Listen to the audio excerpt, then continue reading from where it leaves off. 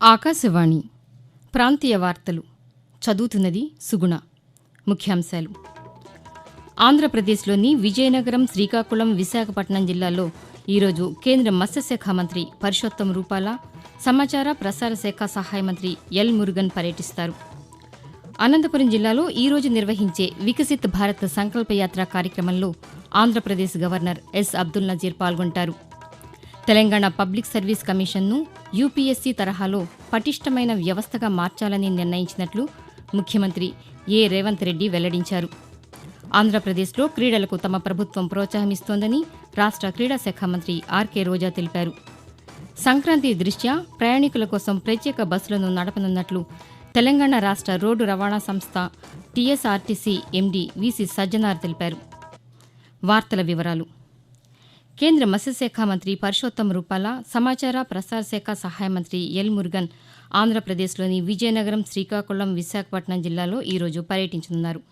ఈ ఉదయం విజయనగరంలోని భోగాపురం మండలం చెరుకుపల్లి గ్రామంలో వికసిత్ భారత్ సంకల్పయాత్ర కార్యక్రమంలో పాల్గొంటారు.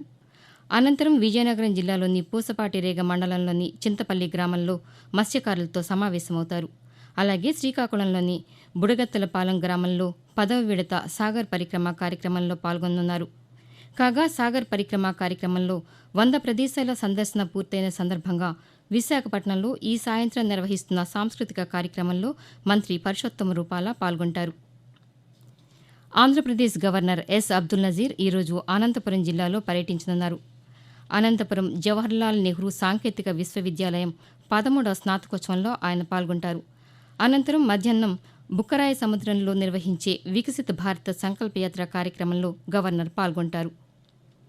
ఢిల్లీ పర్యటనలో ఉన్న తెలంగాణ ముఖ్యమంత్రి యనుమల రేవంత్ రెడ్డి నిన్న రాష్ట్ర నీటిపారుదల శాఖ మంత్రి ఉత్తమ్ కుమార్ రెడ్డి, ప్రభుత్వ ప్రధాన కార్యదర్శి శాంతికుమార్లతో కలిసి యూపీఎస్సీ భవన్లో చైర్మన్ మనోజ్ సోనీ, కార్యదర్శి శశిరంజన్ కుమార్లతో సమావేశమయ్యారు. Union public service commission UPSC తరహాలో రాష్ట్ర పబ్లిక్ సర్వీస్ కమిషన్ను పునర్వ్యవస్థీకరణపై చర్చించినట్లు ఈ సందర్భంగా తెలిపారు. తెలంగాణ రాష్ట్ర పబ్లిక్ సర్వీస్ కమిషన్ టీఎస్పీఎస్సీని బలోపేతం చేయడంపై యూపీఎస్సీ చైర్పర్సన్, ముఖ్యమంత్రి సవివరంగా చర్చించారని, తెలంగాణ పబ్లిక్ సర్వీస్ కమిషన్ను యూనియన్ పబ్లిక్ సర్వీస్ కమిషన్ తరహాలో పటిష్టమైన వ్యవస్థగా మార్చాలని నిర్ణయించామని, అందుకు సహకరించాలని రేవంత్ రెడ్డి మనోజ్ సోనీని కోరారని రాష్ట్ర ప్రభుత్వ వర్గాలు తెలిపాయి. ఆంధ్రప్రదేశ్లో క్రీడలకు తమ ప్రభుత్వం ప్రోత్సాహమిస్తోందని రాష్ట్ర క్రీడా శాఖ మంత్రి ఆర్కే రోజా పేర్కొన్నారు. చిత్తూరు జిల్లా నగరిలో నిన్న జాతీయ స్థాయి కబడ్డీ పోటీలకు ఎంపికైన బాలలను ఆమె అభినందించారు. ఈ సందర్భంగా మంత్రి మాట్లాడుతూ, ప్రభుత్వం అందిస్తున్న ప్రోత్సాహం కారణంగానే జాతీయ స్థాయి పోటీలకు వెళ్లే క్రీడాకారుల సంఖ్య పెరిగిందని అన్నారు. జాతీయ స్థాయిలో 48 విభాగాల్లో హాజరయ్యే క్రీడాకారులకు ట్రాక్ షూట్, షూస్, రిజర్వేషన్ సౌకర్యం, భోజన వసతి ప్రభుత్వం కల్పిస్తోందని తెలిపారు. చౌడేపల్లిలో నిర్వహించిన అంతర్జిల్లాల పోటీల్లో ప్రతిభ కనబర్చి జాతీయ స్థాయి కబడ్డీ పోటీలకు ఎంపికైన క్రీడాకారులకు వారం రోజులుగా నగరి పట్టణంలో శిక్షణ ఇస్తున్నట్లు మంత్రి వివరించారు. తెలంగాణ వ్యాప్తంగా ప్రజా పరిపాలన ద్వారా ప్రభుత్వం అందరికీ న్యాయం చేస్తుందని తెలంగాణ వైద్య ఆరోగ్య శాఖ మంత్రి దామోదర రాజనరసింహ అన్నారు. నిన్న సంగారెడ్డి జిల్లా అందోల్, జోగిపేట మున్సిపల్ పరిధిలోని 17, 18 వార్డుల్లో ప్రజాపాలన అభయహస్తం కార్యక్రమానికి హాజరై ప్రజల నుంచి 6 గ్యారంటీలకు సంబంధించిన దరఖాస్తులను మంత్రి స్వీకరించారు. ఈ సందర్భంగా ఆయన మాట్లాడుతూ, అందోల్ను అన్ని విధాలా అభివృద్ధి చేసేందుకు కృషి చేస్తామని తెలిపారు. 6 గ్యారంటీలను తప్పకుండా అమలు చేస్తామని పేర్కొన్నారు. సంక్రాంతి పండుగకు సొంతూళ్లకు వెళ్లే ప్రయాణికుల కోసం 4484 ప్రత్యేక బస్సులు నడపాలని తెలంగాణ రాష్ట్ర రోడ్డు రవాణా సంస్థ నిర్ణయించిందని టీఎస్ఆర్టీసీ ఎండీ వీసీ సజ్జనార్ తెలిపారు. సంక్రాంతికి ప్రత్యేక బస్సుల ఏర్పాటు, ప్రయాణికులకు కల్పించాల్సిన సౌకర్యాలపై ఆయన హైదరాబాద్లో నిన్న అధికారులతో సమీక్షించారు. అనంతరం మాట్లాడుతూ 626 సర్వీసులకు ముందస్తు రిజర్వేషన్ సౌకర్యం ఉంటుందని, రేపటి నుంచి ఈ నెల 15వ తేదీ వరకు ప్రత్యేక బస్సులు ప్రయాణికులకు అందుబాటులో ఉంటాయని తెలిపారు. ఆంధ్రప్రదేశ్లోని వివిధ ప్రాంతాలకు బస్సులు నడపనున్నట్లు పేర్కొన్నారు. ప్రత్యేక బస్సుల ఛార్జీలో ఎలాంటి పెంపు ఉండదని స్పష్టం చేశారు. సంక్రాంతికి నడిపే Palle Velugu, express, city ordinary, metro, express బస్సుల్లోనూ మహిళలకు ఉచిత ప్రయాణ సదుపాయం అమల్లో ఉంటుందని స్పష్టం చేశారు. ఆకాశవాణి ప్రాంతీయ వార్తలు వింటున్నారు.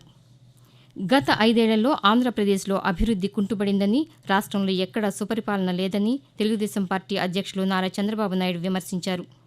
తెలుగుదేశం పార్టీ ఆధ్వర్యంలో ప్రకాశం జిల్లా కనగిరిలో రా కదలిరా పేరుతో నిర్వహించిన సభకు చంద్రబాబు నాయుడు ముఖ్య అతిథిగా హాజరై మాట్లాడుతూ రాష్ట్రాన్ని ప్రపంచంలో అగ్రగామిగా చేయాలన్నదే తన లక్ష్యమని పేర్కొన్నారు. రాష్ట్రంలో ప్రజాస్వామ్యం లేదని, ప్రశ్నిస్తే కేసులు పెట్టే పరిస్థితి ఉందని తెలిపారు. 5 ఏళ్లుగా రాజధానిని రాష్ట్రంగా ఉంచారని పేర్కొన్నారు. యుద్ధ అనాథల సంక్షేమ దినోత్సవాన్ని ఈరోజు నిర్వహిస్తున్నారు. ప్రపంచవ్యాప్తంగా యుద్ధాలు జరుగుతున్న ప్రాంతాల్లో అనేక మంది సర్వం కోల్పోయి అనాథలుగా మారుతున్నారు. ఇటువంటి వారి సంక్షేమం కోసం చర్యలు చేపట్టవలసిన అంశం పట్ల అవగాహన కల్పించే ఉద్దేశంతో యుద్ధ అనాథల సంక్షేమ దినోత్సవాన్ని నిర్వహిస్తున్నారు. యుద్ధ ప్రభావిత ప్రాంతాల్లో అనాథ పిల్లల సంక్షేమానికి బాటలు వేయడమే ఈ కార్యక్రమ ప్రధాన లక్ష్యం.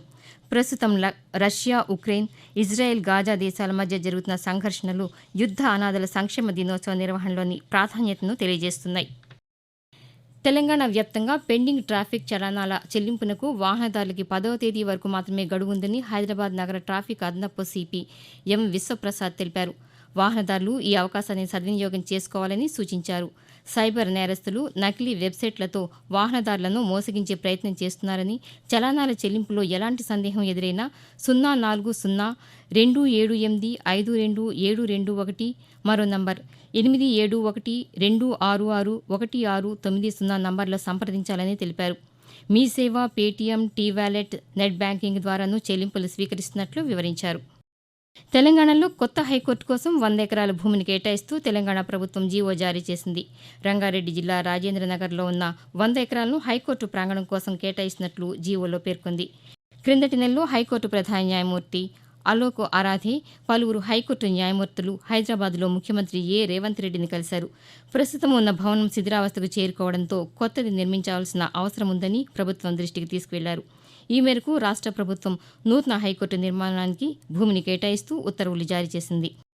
సంక్రాంతి పండుగ రోజుల్లో ప్రయాణికుల రద్దీ దృష్ట్యా సికింద్రాబాద్, కాకినాడ టౌన్, హైదరాబాద్ మధ్య ప్రత్యేక రైలు నడపనున్నట్లు విజయవాడ డివిజన్ పీఆర్ఓ నుస్రత్ మండ్రుప్కర్ ఒక ప్రకటనలో తెలిపారు. సికింద్రాబాద్, కాకినాడ టౌన్ రైలు ఈ నెల 11వ తేదీ రాత్రి 9 గంటలకు సికింద్రాబాద్లో బయలుదేరి మరుసటి రోజు ఉదయం 8 గంటలకు కాకినాడ టౌన్ చేరుకుంటుంది.